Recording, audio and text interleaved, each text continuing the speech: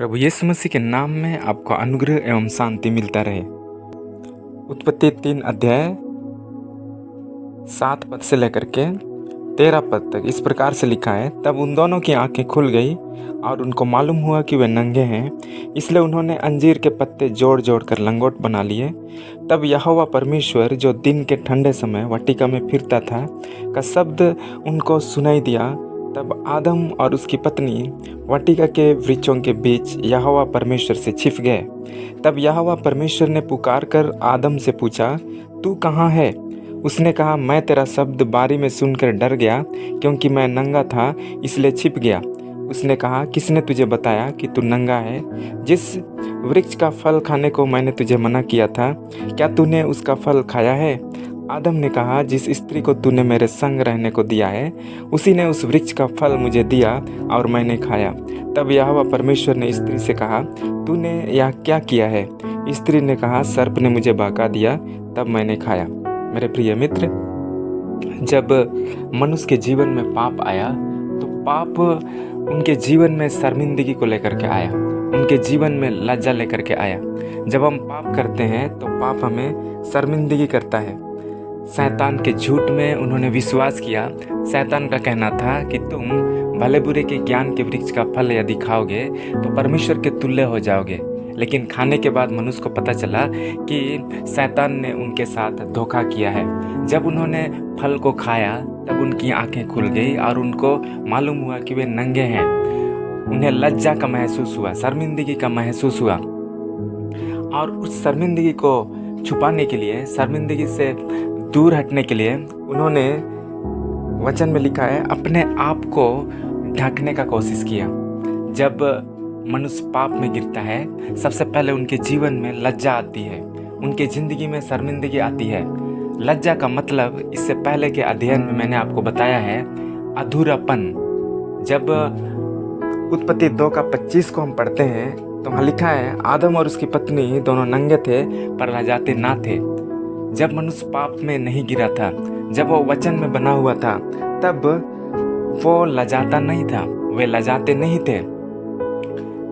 लजाने का मतलब है अधूरापन। जब वो पाप में गिर गए, पाप में गिरने का मतलब परमेश्वर के वचन को तिरस्कार करना, परमेश्वर के वचन का उल्लंघन करना।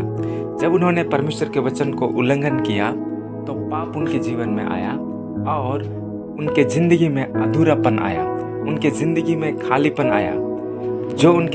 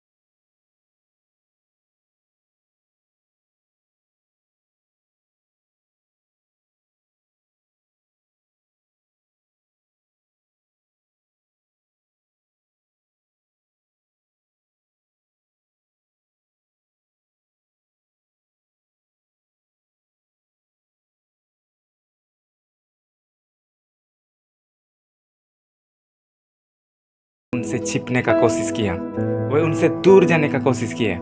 जो भी व्यक्ति पाप में होता है वो परमेश्वर को ढूंढने वाला नहीं होता है, लेकिन परमेश्वर से छिपने वाला होता है। वो परमेश्वर से दूर भागता है, वो अंधकार में रहना चाहता है ताकि लोग उनके जीवन को ना देख सके। यीशु मसीह वो ज्योति है और उसके सामने सब कुछ प्रकट हो जाता है और इसलिए लोग उनसे दूर जाने का कोशिश करते हैं। परमेश्वर के वचन में लिखा है, उन्होंने अपने नंगेपन को ढकने का कोशिश करने के लिए जब परमेश्वर ने उनसे पूछा तो वो एक दूसरे के ऊपर दोषारोपण करने लगे। आदम अपनी पत्नी के ऊपर दोषारोपण किया, पत्नी के ऊपर ही नहीं लेकिन उन्होंने परमेश्वर के ऊपर भी दोषारोपण किया कि आपने जिस स्त्री को बनाया है उसी स्त्री ने मुझे बहकाया और तब मैंने उस मना किए गए फल को खाया।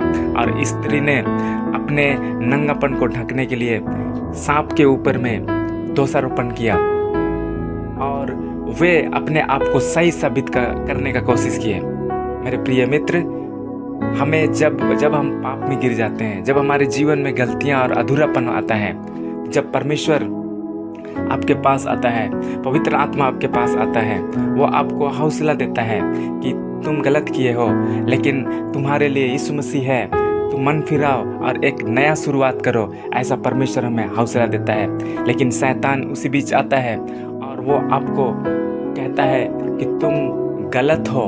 वो गलत किए हो नहीं बोलेगा, वो बोलेगा तुम गलत हो, तुम अच्छा आदमी नहीं बन सकते हो, तुमने तो गलत किया, तुम लोगों के सामने एक अच्छा गवाह नहीं बन सकते हो। इस तरीक़ा से वो दोषारोपण करके वो आपको दबाता है, वो आपको छिपने के लिए कहता है ताकि आप परमेश्वर के पास ना जाएं। लेकिन हमें परमेश्वर की आवाज़ और पवित्र आत्मा की आवाज़ को हमें पहचानना है। परमेश्वर का वचन हमें बताता है कि जब हम पाप करते हैं तो हमें यीशु के पास आना है और यीशु का लहू हमें सब अधर्मों से, सब पापों से वो क्षमा करता है। हमें छिपने वाला नहीं लेकिन हमें प्रभु के पास आने वाला बनना है। हम जैसे भी हैं वैसे अगर हम परमेश्वर के पास आएंगे तो परमेश्वर हमें क्षमा करके ग्रहण करेगा। जब मनुष्य फल को खाया उसी समय परमेश्वर को मालूम था, क्योंकि वो परमेश्वर सर्वज्ञानी परमेश्वर है, कि मनुष्य पाप में गिर गया, उसने मना किए गए फल को खाया है। इस बात को परमेश्वर उसी क्षण जान गया था। लेकिन फिर भी हमारा परमेश्वर प्रेमी और अनुग्रहकारी है। उसने स्वर्ग को छोड़ करके आदम की वाटिका में मनुष्य को ढूंढने के लिए आया और उसने मनुष्य से पूछा कि आदम तू कहाँ है। लेकिन उसकी आवाज़ को सुन करके वो आदम और उसकी पत्नी वो छिप गए और उन्होंने कहा कि हम डर गए, क्योंकि जो व्यक्ति सच्चाई पर खड़ा नहीं होता है वो परमेश्वर के सम्मुख में वो खड़ा नहीं रह सकता है। उनके अंदर में एक डर और भय होगा। इसलिए हमें यीशु मसीह के लहू से अपने पापों को धो लेना है, उनके पास हमें आना है, अपने पापों के लिए हमें माफ़ी मांगना है। वो परमेश्वर हमारे जीवन को अपने लहू से हमें शुद्ध करेगा और हमें एक नया व्यक्ति बना करके हमें अपनी महिमा के लिए इस्तेमाल करेगा।